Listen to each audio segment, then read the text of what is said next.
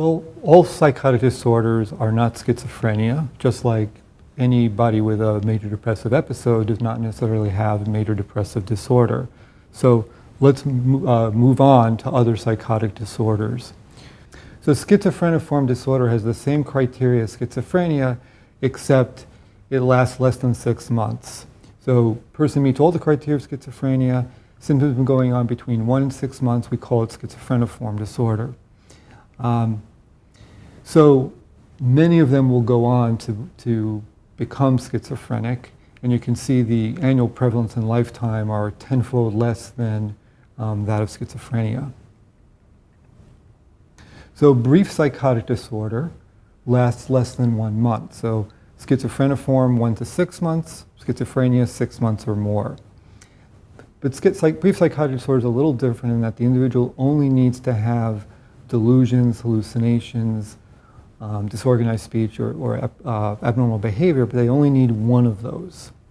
The episode lasts less than 1 month, and then they return to previous functioning. So, interesting, some people become psychotic when there's a major stressor in their life. Others can have absolutely no stressor at all, it just comes out of nowhere. They're all called brief psychotic disorder. Brief psychotic disorder can also occur with postpartum onset, and it also can present as catatonia. And the treatment for schizophreniform, brief psychotic disorder, and schizophrenia is always going to be antipsychotic medications. All right, a little more difficult concept is schizoaffective disorder, where patients meet criteria for both schizophrenia and for a mood disorder. The mood disorder might be depression, in which case we call it schizoaffective disorder depressed type, and they've never had an episode of mania or hypomania. And then we've got schizoaffective disorder bipolar type, where at some point along the way they had a hypomanic or manic episode. So you may remember that mood disorders can have psychotic symptoms accompanying them. So depression with psychotic features is a subtype of major depressive disorder. And in bipolar 1, patients almost always have psychotic symptoms.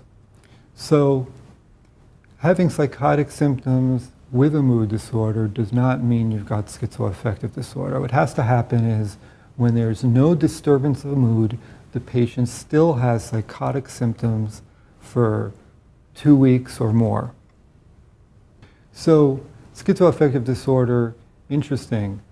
Parents with schizoaffective disorder tend to have schizoaffective children, and parents with schizophrenia or bipolar disorder will have children together that have either bipolar or schizophrenic children. It's an interesting finding. The prognosis here may be better than schizophrenia, although the literature is divided on that. Lifetime prevalence is much lower than schizophrenia, 0.3%. Now, I find a lot of these prevalences different than what I see clinically, although of course I'm not going around the country looking for schizoaffective patients, but 0.3% would suggest that it's a third common, or it's a third less, no, 2/3 less common than schizophrenia. And if you go on an inpatient unit, you'll see plenty of people with schizoaffective disorder. This I find interesting. Schizoaffective depressed, females greater than males, just like major depressive disorder, and schizoaffective bipolar, female incidence equals male incidence, which is similar to what we see in bipolar 1 disorder. So this is treated as if the patient has schizophrenia and a mood disorder. So they'll get an antidepressant or a mood stabilizer plus an antipsychotic to put them into remission. Just like with schizophrenia, you need lifelong treatment. Okay, now we're going to cover something that's quite different, which is delusional disorder. With the schizophrenia and schizophreniform and schizoaffective, patient needs to meet the criteria of schizophrenia, which is 2 or more of the 5 categories that we discussed when discussing schizophrenia. With delusional disorder, the person has delusions, but they have no hallucinations, they have no thought disorder, they have no disorganized behavior, and they have no negative symptoms. they would be talking to you just like you and me. But they've got a delusion. The delusion is systemic, meaning it's very well described. It's encapsulated. There's just one delusion and without any other signs of psychotic illness. So examples would be a person who believes the FBI is after him. So he may have no other symptoms other than thinking that the FBI is targeting him. And he'll come in, we'll talk a little bit, and very soon afterwards he will refer to the danger of the FBI following him. So, of course, you always have to rule out substances or medical conditions that are causing the disturbance. So examples of delusions, there's erotomania, where an individual feels that someone else is madly in love with them. Paranoid delusions, most common. Jealous delusions, Othello syndrome. So I've seen one of those where the wife believes that the husband is cheating on her. And delusions of parasitosis, I'll show you an example of that, and kind of mixed delusions. So here's a patient who believes that her body, her skin actually, is infested with parasites. And so what does she do? She picks at her skin trying to get rid of those parasites. She will present first to a general practitioner and ultimately perhaps to a dermatologist. And they may tell her, look, there's no parasites, but she will believe it regardless of what the physicians say. And in that case, again, you see evidence of a delusion. It's a fixed false belief despite evidence to the contrary. So also much lower lifetime prevalence in schizophrenia. This one starts hitting in the mid-30s. And again, paranoid most common. You can have bizarre delusions, which is like there's a transmitter in my brain, or non-bizarre delusions, for example, the FBI is following you, would be an example of a non-bizarre delusion because it could happen. Females greater than males, and there are personality disorders called paranoid personality disorder. There is actually a genetic association between that and delusional disorder. Remember, you can't diagnose this if it's a culturally sanctioned belief. All right, let's talk about other psychotic disorders. Schizotypal personality disorder, and we're going to talk about personality disorders another time, but it's closely related to schizophrenia genetically and phenomenologically. So, patient with schizotypal personality disorder, if you take the positive symptoms of schizophrenia and you put them in a watered down version, you get schizotypal personality disorder. These are strange people. They dress strangely. Their thought process is circumferential or tangential, and they believe in kind of strange things, like they may believe in the occult. They may believe that cell phones are dangerous to the brain, things that mainstream society doesn't accept, but are not patently false. So all personality disorders begin in early adulthood, and with this disorder, it may at some point, especially when the person is stressed, the person can become flagrantly psychotic. We'll talk much more about this when we discuss personality disorders. Psychotic disorders due to another medical condition. So you can think of a lot of conditions: multiple sclerosis, a brain tumor. Anything that affects the brain can cause psychosis. And so again, how do you know? Usually, young people, it's a primary psychiatric disorder, but if the first onset is after the age of 40, your suspicion has to be increased that we're talking about a medically induced psychosis. All right. Visual hallucinations may be found in any of the following disorders except, and if you've been paying attention, the answer is going to be delusional disorder. We'll talk about medical disorders associated with hallucinations. Look at this. Even migraine headaches with an aura prior to the migraine, people can see things or hear things or taste things. Sleep, we've got hypnagogic and hypnopompic hallucinations. So just about when you're falling asleep or you're waking up, many people describe a feeling like they hear somebody entering their room, they feel the bed floating, they feel a cat pounce on them, all kinds of different hallucinations that can occur when falling asleep and when waking up. Epilepsy has an aura as well, or can have an aura, and that aura would be a hallucination. Brain tumors, interesting, acquired, people who become deaf at some point in their lives often will develop auditory hallucinations, and people with acquired blindness can get visual hallucinations. And then a whole bunch of infections can cause hallucinations and psychotic symptoms, stroke, and many, many drugs. In fact, when people stop their SSRIs abruptly, they have many weird feelings and weird sensations, which are almost the tactile sensations you could describe as even being hallucinations. Okay.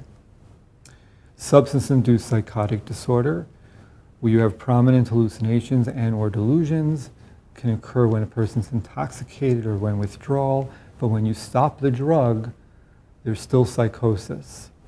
So amphetamine psychosis, steroids, something that we can induce with steroids, LSD, barbiturate withdrawal. So during intoxication or withdrawal, we would just call it amphetamine-induced psychosis, or non-amphetamine-induced psychosis. We would call it amphetamine intoxication, okay? Because we know people who are acutely intoxicated with speed can be psychotic. However, let's say they've stopped the amphetamines and now it's a week or 2 weeks later and they're psychotic. Then we can blame the psychosis on the amphetamine. It kind of like unleashed a latent psychosis. And sometimes we think these people who get this would have never been psychotic, but they had a low threshold to become psychotic, and the drug pushed them over the edge. So just important to understand the difference between psychosis and intoxication and withdrawal versus psychosis that's triggered but continues beyond the expected duration of the substance that they've been taking. Now, every drug known to man has case reports of people becoming suicidal or psychotic on them. But I've put a list here. Steroids, you'll see it during, on the wards or during your career. People, when you give them high-dose steroids, can become anxious, depressed, or psychotic. Interestingly, there are many antimicrobials, mefloquine for malaria, and recently fluoroquinolones, which these days we hand out like candy, have been associated with psychosis and suicidality. Opiates very commonly can cause psychotic symptoms. Over-the-counter meds, we'll talk later. Dopamine agonists, like what we give people for Parkinson's disease, and many psychotropics. Now, in some of these cases, we call it frank delirium, and we're going to have a talk about delirium at another point. But many of these patients are not delirious. They can still talk and pay attention, but they are seeing things, or they're hearing things, or they're delusional. And then, of course, we have other specified or unspecified psychotic disorder, just like with every category. Examples would be folie à deux, where 2 or more people have the same delusion, or persistent auditory hallucinations, but without any other features of a psychotic or another medical disorder. Now, you got to think about all these other disorders that can have psychosis. We've talked at length about depression, mood disorders, neurodevelopmental disorders like autism, personality disorders like schizotypal, obsessive compulsive and related disorder. Remember we talked about the thin line between overvalued idea and delusion, especially in body dysmorphic disorder. Sleep disorders, we talked about hypnagogic hallucinations, and dementia delirium, which is a whole separate lecture, can present with psychotic symptoms. Okay, let's do a case. 17-year-old high school student is evaluated by the mobile crisis team. Until 6 weeks earlier, she'd been a good student, planned to go to an Ivy League college. Since that time, her behavior has changed without any specific reason. She refused to go to school, isolated in her room, hasn't eaten. The team was called after she boarded her windows shut. Her parents report no history of substance use and no family history of psychiatric illness. When they get there, the mobile crisis team entered the bedroom and noted a tall, thin woman with a pale complexion. She frequently averted her gaze and moved her lips as if consulting with some unseen person. The room smelled of urine and the walls were covered with bizarre writings. When asked about the superficial lacerations on her face, she reported that bloodletting would cleanse the food poisons from her body. So which of the following diagnoses is most likely in this patient? Let's see.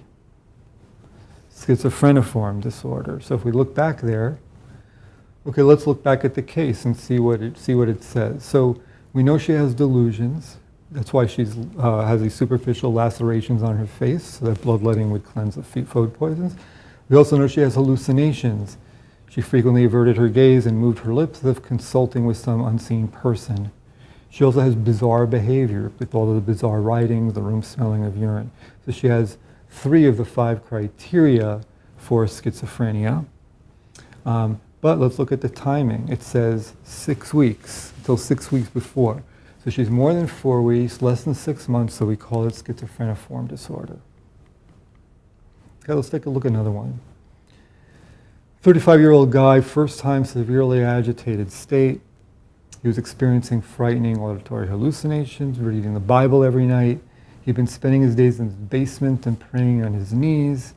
He described how he anointed his house with oil by taking oil and painting a large cross on his bedroom wall.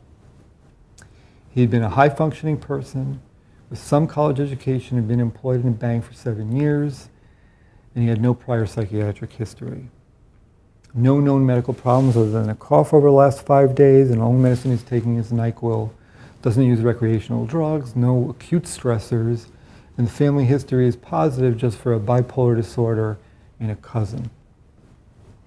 So what is the most likely diagnosis? Now, of course, you'd love to have more history, but here the question forces you to make a choice. So, psychosis due to a substance. How could that be? What substance is it? Well, you've got a lot of over-the-counter medicines that can cause psychotic symptoms. Dextromethorphan, which is a dissociative drug, in fact, commonly misused by adolescents, where they go and take, say, Coricidin and cough and cold, known as triple C's. It's got antihistamines and dextromethorphan in it, and they'll just take the whole box and ingest. Or they also go to get Robitussin with dextromethorphan, and they get what's called a robo-high. Sudafed and other decongestants can cause agitation and psychosis. Antihistamines that have anticholinergic, they're strongly anticholinergic, can induce psychosis. And then caffeine, if a person is drinking or taking caffeine pills, a lot of it can actually, in unusual cases, cause psychosis.